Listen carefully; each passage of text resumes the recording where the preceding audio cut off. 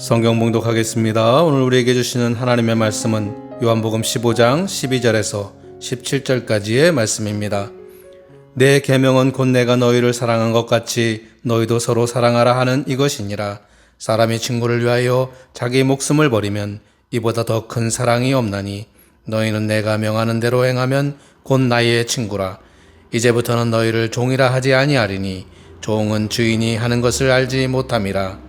너희를 친구라 하였노니 내가 내 아버지께 들은 것을 다 너희에게 알게 하였음이라.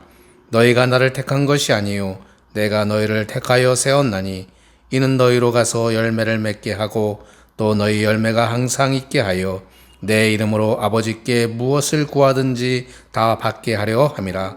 내가 이것을 너희에게 명함은 너희로 서로 사랑하게 하려 함이라. 아멘.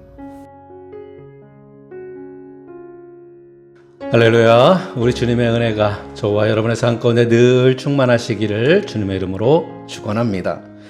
요즘 가을이 깊어가고 낙엽이 떨어지는 걸 보아서인지 마음이 싱숭생숭하고 왠지 불안한 마음도 조금씩 생기는 것 같습니다. 저만 그런 것이 아니라 다들 비슷한 것 같습니다. 다들 불안한 마음을 조금씩 가지고 사는 것 같습니다. 아무 일도 일어나지 않았는데도 마치 무슨 일이 일어난 것 같이 근심하고 걱정하고 두려워하면서 살아가고 있습니다. 그런데 이러한 마음은 오늘 우리 시대에 우리만 그런 것 같지는 않습니다. 성경에 등장하는 욥도 마찬가지였습니다. 욥도 하나님 앞에서 의로운 자라고 인정을 받은 그런 대표적인 신앙의 사람이었지만 사실 그도 두려움을 가지고 있었다라는 것입니다. 우리가 욥기를 보면 어느 날 욥에게 고난이 닥쳤습니다. 졸지에 전 재산을 다 잃어버리고 갑자기 광야에서 광풍이 불러와서 집이 무너지는 바람에 그 안에 있던 아들 7과 딸 3이 죽고 말았습니다. 거기다가 욥은 이 발바닥에서부터 위에 정수리까지 온몸에 악성 종기가 나서 잿더미에 앉아서 기와 조각을 가지고 자기 몸을 긁어야 할 정도로 그렇게 고난에 시달리고 있었습니다. 이를 보다 못한 아내가 말을 하죠. 그의 아내가 그에게 이르되 당신이 그래도 자기의 온전함을 굳게 지키느냐? 차라리 하나님을 욕하고 죽으라. 욥의 아내는 이런 상황인데도 당신은 여전히 하나님께 신실함을 지킬 것입니까? 차라리 하나님을 저주하고 죽는 것이 낫겠습니다라고 말을 하고 있는 것입니다. 그러나 욥은 아내에게 우리가 하나님께 복을 받았으면 재앙도 받지 않겠느냐 하면서 입술로 하나님께 죄를 범하지 않았습니다.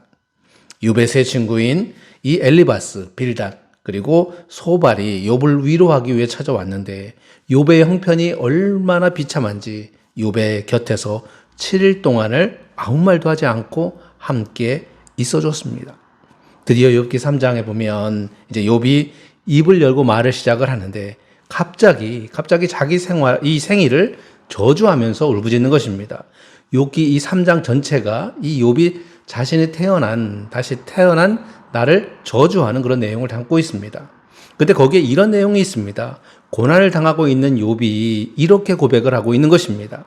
내가 두려워하는 그것이 내게 임하고 내가 무서워하는 그것이 내 몸에 미쳤구나. 이 말은 마침내 내가 그렇게도 두려워했던 일이 일어났고 그렇게도 무서워했던 일이 내게 다가오고야 말았구나라는 것입니다. 이 말이 무슨 말입니까? 욥은 고난을 당하기 이전에도 이러한 일을 당할까봐 두렵고 불안한 마음을 가지고 있었다라는 것입니다. 고난이 닥치면 어떻게 하나 하고 평소에도 이 두려워하고 무서워했다라는 것입니다.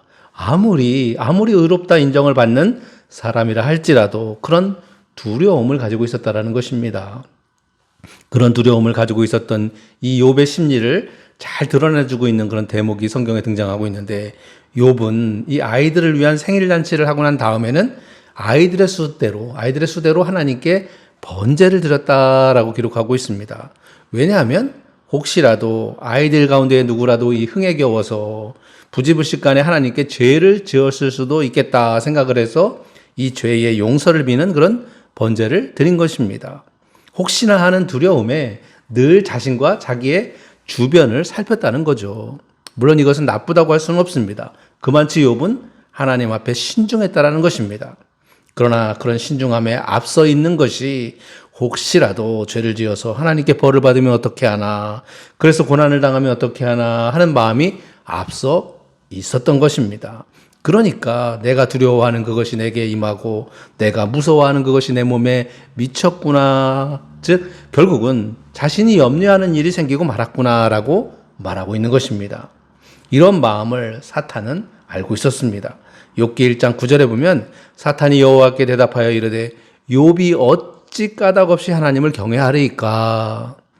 사탄은 욥이 어찌 까닭없이 하나님을 경외하겠느냐면서 그의 마음 한켠에 있는 그의 두려워하는 이유, 즉 내가 잘못해서 하나님께 벌 받아서 고난을 받으면 어떻게 하나 하는 그런 욥의 마음을 읽은 것입니다.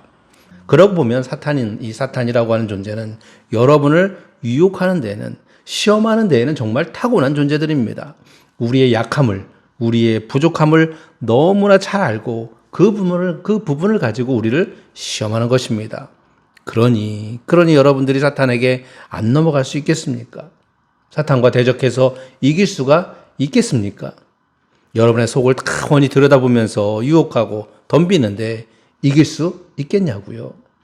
사탄은 이처럼 욥이 가지고 있었던 두려움, 혹시 나에게 고난이 다가오면 어떻게 하지 하는 걱정을 파악하고 있었다는 것입니다. 이처럼 하나님께로부터 의롭다 하고 인정을 받는 욥도 혹시나 하면서 앞으로 다가올 고난을 걱정하며 두려움을 가지고 있었다라는 것입니다.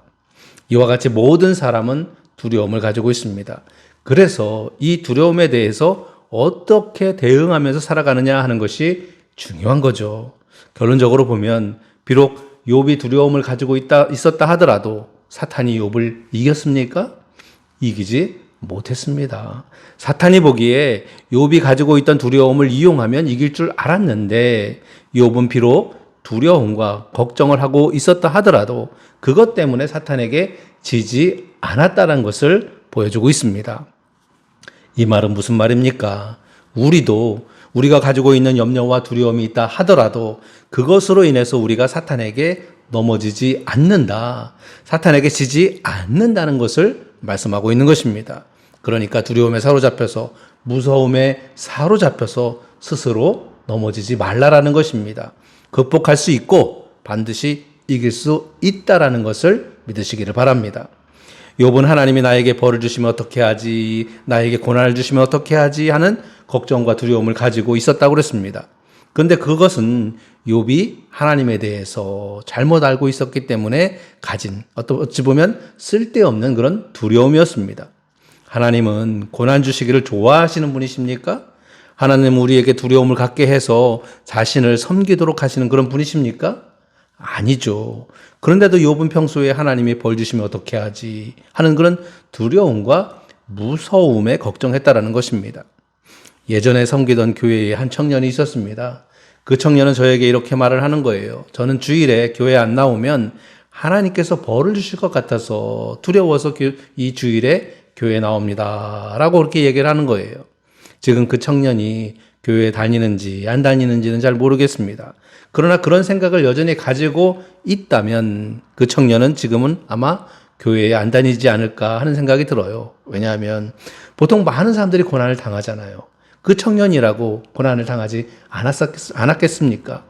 어쩌면 그 청년이 고난을 당했다 그러면 왜 내가 교회 다니는데 나에게 이런 고난을 주십니까? 하면서 어쩌면 자기가 고난받는 것을 이해하지 못하고 그런 하나님은 믿지 못하겠다고 하면서 교회에 안 다니지 않을까 하는 생각이 드는 겁니다. 교회 다닐 이유가 없는 거잖아요. 교회에 다녀도 벌 받고 교회에 안 다녀도 벌 받고 그러니 뭐 굳이 교회 나와서 벌 받을 필요가 뭐가 있겠습니까? 그런데 그 청년은 정말 중요한 것을 알지 못하고 신앙생활을 하는 것입니다. 하나님은 우리를 벌 주기 위해서 어디 너 어떻게 하는지 보자 하면서 우리를 감시하는 분이 아니라는 것입니다. 우리를 시시콜콜 지켜보면서 우리가 잘못하면 벌 주기 위해서 우리를 보고 계시는 분이 아니라는 것을 알지 못한 것입니다. 분명한 것은 하나님께서는 우리가 잘 되는 것을 좋아하시는 분이라는 것을 믿으시기를 바랍니다. 하나님께서는 우리가 잘 되는 것을 기뻐하시는 분이심을 믿으시기를 바랍니다. 하나님께서는 우리가 잘 되도록 도우시고 우리에게 복 주시는 것을 기뻐하시는 그런 분이시라는 것입니다. 하나님께서는 우리가 잘하면 복 주고 못하면 벌 주고 하는 분이 아니라 잘해도 복 주고 못해도 복 주시는 그런 분이시라는 것입니다. 이 사실을 믿으시고 우리들의 마음을 단단히 붙잡으시고 어떤 고난과 시련이 오더라도 우리에게 복 주시기를 원하시는 그 주님과 함께 그 어떤 고난과 역경도 함께 이겨서 승리의 기쁨을 누리시는 저와 여러분 되시기를 주님의 이름으로 축원합니다. 하나님은 우리를 사랑하여 주셔서 우리에게 복 주시기를 원하시는 분이라고 그랬습니다. 그런데 간혹 성경을 보다 보면 하나님이 우리를 사랑하시는 건 맞아 하는 생각이 드는 그런 기록들이 있습니다. 예를 들어 창세기 3장에 보면 하나님께서는 선악을 알게 하는 나무를 따먹지 말라. 그 나무 열매를 따먹지 말라. 그렇게 하셨습니다. 우리가 생각하기에는 사람이 선악을 알게 된다면 이보다 더 좋은 일이 어디 있을까 하는 생각이 드는데 금하셨어요. 여러분들의 생각에는 어떻습니까? 선악을 알게 되면 선한 일을 골라서 더 많이 하니까 좋은 것 아닌가 하는 그런 생각이 들지 않습니까? 우리가 자녀들에게 가르칠 때에 가장 우선적으로 가르치는 것이 무엇입니까? 착하게 살아라, 선하게 살아라라는 거죠. 악하게 살지 말라라는 것입니다. 그러기 위해서는 당연히 선과 악을 분별할 수 있어야겠죠. 그런데 왜 하나님께서는 선과 악을 분별할 수 있는 나무 열매를 따먹지 말라고 하셨을까? 그것은 선과 악을 안다고 하는 것이 사람에게는 오히려 불행을 가져다 주기 때문입니다. 무슨 말이죠? 선악을 알면 오히려 불행해진다? 우리는 선과 악을 안다라고 하는 것을 그냥 좋은 거, 나쁜 것 정도로 이렇게 구별하는 정도로 이해를 합니다. 선과 선한 것과 악한 것을 구별하는 정도로 그냥 이해를 하는 거예요. 그러나 선과 악을 안다라고 하는 것은 선과 악을 판단하고 심판하는 위치에 선다라는 것을 말하는 것입니다. 마치 법정에서 판사가 죄가 있는지 없는지를 판단하는 것 같이 우리가 선악을 안다라고 하는 것은 선과 악을 판단하고 심판하는 위치에 선다라는 것을 의미하는 것입니다. 그렇다면 선과 악을 판단하고 심판하는 것이 무슨 문제이기에 막으신 것일까요? 그것이 왜 문제냐면 하나님께서 선과 악을 판단하실 때에는 언제나 변함없는 그런 진리 안에서 완전하신 하나님이시기 때문에 변함없는 진리 안에서 판단을 하시지만 그러나 사람은 자기에게 좋은지 나쁜지에 따라서 판단하고 심판한다는 것입니다. 나에게 이로우면 선한 것이고 나에게 해로우면 악한 것이라는 것입니다. 하나님은 절대 진리 안에서 판단하시지만 우리 인간은 불완전하기 때문에 상대적인 진리 안에서 나를 기준으로 해서 상대적인 기준 안에서 판단하기 때문에 문제가 생기는 것이고 그래서 막으신 것입니다. 그런데 결국은 그 선악과를 인간이 먹음으로써 어떤 일들이 생겼습니까? 서로 옳고 그름을 가리자라는 거예요. 서로 옳고 그름을 가리자는 것입니다. 내가 선하고 너는 악하다는 것입니다. 인류 역사상 이 선과 악을 구별해서 판단해서 얼마나 많은 사람들이 죽었습니까? 얼마나 많은 전쟁들이 일어났습니까? 예를 들어서 러시아와 우크라이나 간의 전쟁이 지금 이제 벌어지고 있는데 우크라이나와 전 세계의 많은 나라들은 러시아가 잘못했다고 악을 행하고 있다고 그렇게 말을 합니다. 그러나 러시아나 기타 러시아를 동조하는 나라들은 그렇지 않습니다. 러시아가 잘하고 있답니다. 우리들은 이해가 되지 않죠. 분명 러시아가 잘못한 겁니다. 그래서 러시아를 비난하는데 러시아 사람들은 또 러시아에 동조하는 사람들은 아니라는 것입니다. 이처럼 선악을 판단하는 것이 상대적입니다. 그러니 우리가 선악을 판단한다면 어떻게 되겠습니까? 선악을 판단하는 일뿐만이 아니라 모든 일이 다 그런 것 같습니다. 우리가 하나님의 말씀을 읽고 들을 때에도 그렇습니다. 내 편에서 판단해서 이렇게 결정을 하죠. 그래서 내게 주신 말씀이 내가 생각하기에 좋고 내게 이득이 된다 그러면 순종을 하죠. 그런데 어떤 경우에는 내 생각과 배치되면 또 이득임에도 불구하고 힘들고 어려움 어떻습니까? 그냥 미뤄둡니다. 우선순위에 밀려나는 거죠. 그러니까 왜 하나님께서 선악을 알게 하는 나무를 먹지 못하게 하셨냐? 이 인간의 욕심에 따라서 선악을 판단하려 하기 때문에 오히려 그것이 인간에게 불행을 가져다 줄 수 있기 때문에 그렇게 하신 것입니다. 우리에게 복 주시기를 원하시는 하나님이 막으신 것은 다 그런 이유가 있었던 것입니다. 왜 하나님께서 우리에게 이것은 해라, 이것은 하지 말아라 그렇게 하셨을까요? 그렇습니다. 바로 우리에게 복 주시려고 그렇게 하신 것입니다. 그런데 우리는 이렇게 생각을 합니다. 하라는 것을 하면 복을 주시고 하지 말라는 것을 하면 벌을 주신다고. 그래서 복을 주시는 하나님보다는 벌을 주시는 하나님이 더 강하게 이미지가 남아서 하나님을 두려워합니다. 그러나 그렇지 않습니다. 하라는 것도 복을 주시기 위해서고 하지 말라고 하신 것도 복을 주시기 위해서라는 것을 믿으시기를 바랍니다. 왜냐하면 하나님께서는 언제나 우리에게 좋은 것을 주시기를 원하시기 때문입니다. 그런데 어떤 사람들은 이런 사실, 즉 하나님이 우리에게 복 주시기를 원하신다라는 것을 알지 못하고 그저 고난이 닥치거나 어려움이 다가오면 그 자리에서 좌절하고 절망하는 사람들이 있다라는 것입니다. 그런 이들이 그나마 위안을 삼고 있는 성경책이 있잖아요. 뭐죠? 전도서입니다. 모든 것이 헛되고 헛되니 다 헛되도다 하면서 무기력하게 살아가는 그런 사람들이 있습니다. 물론 그렇습니다. 전도서에는 분명히 전도자가 이르되 헛되고 헛되며 헛되고 헛되니 모든 것이 헛되도다 이렇게라고 기록되어 있듯이 모든 것이 헛됨을 말하고 있습니다. 지혜도 즐거움도 수고도 다 헛되다는 것입니다. 모든 일에는 하나님께서 정하신 때가 있다는 것입니다. 그래서 사람이 아무리 애쓴다고 해도 무엇을 더 보탤 수 있겠냐고 하면서 오히려 되묻습니다. 왕이 되는 것도 부자가 되는 것도 다 헛되다라는 것입니다. 어떻게 살든지 나이가 먹고 결국은 죽는다라는 거죠. 그런데 전도서를 이렇게 읽으면 도무지 살아가야 할 이유가 아무것도 없는 것 같아 보입니다.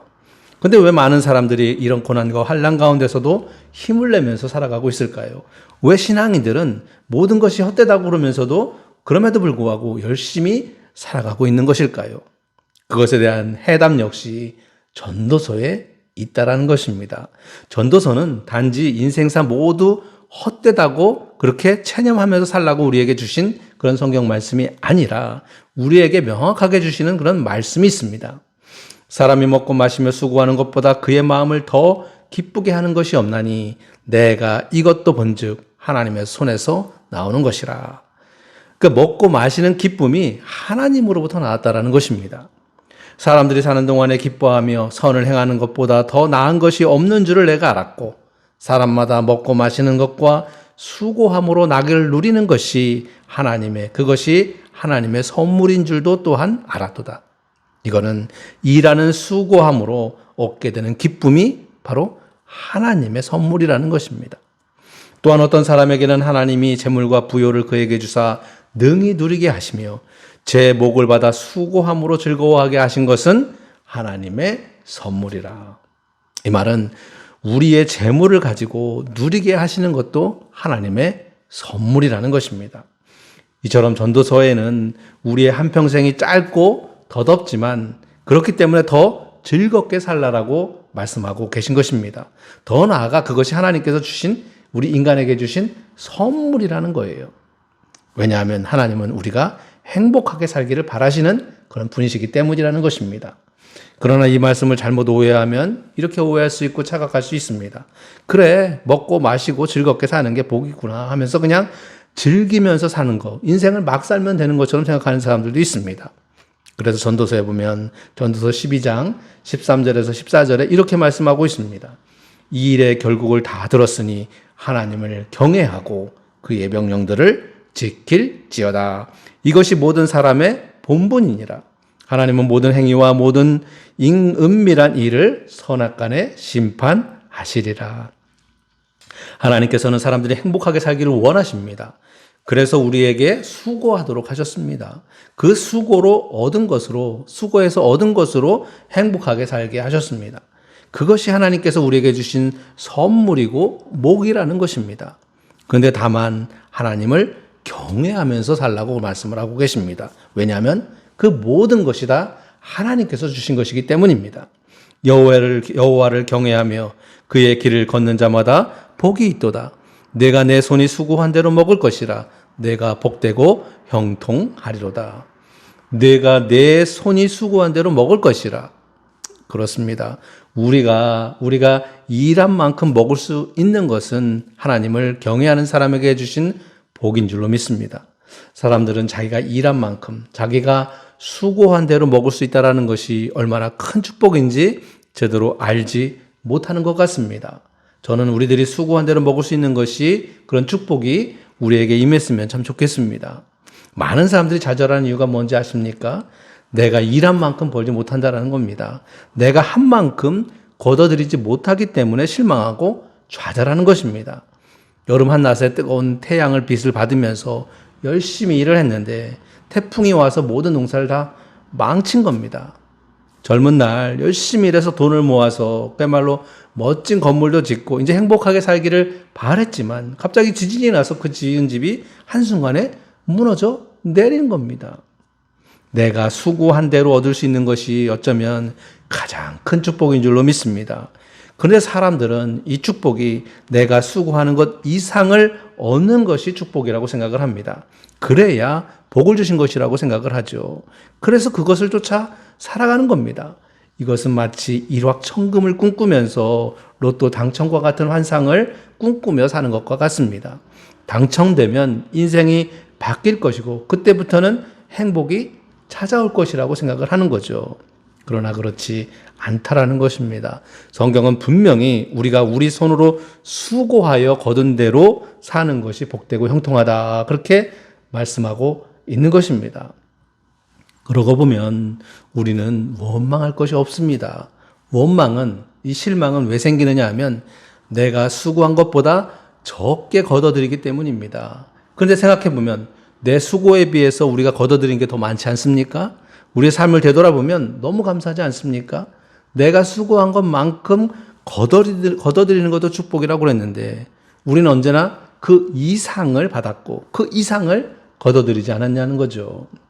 그런데 이런 축복을 받은 우리에게 주님께서는 더 귀한 축복을 우리에게 주셨음을 우리가 오늘 읽은 이 본문에 기록되어 있다는 겁니다.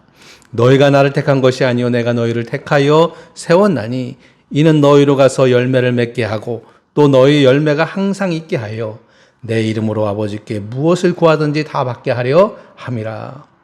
주님께서는 우리가 택하기도 전에 먼저 우리를 택하셨고 우리에게 항상 좋은 열매를 맺으면서 행복하게 살아가기를 원하셨다라는 겁니다.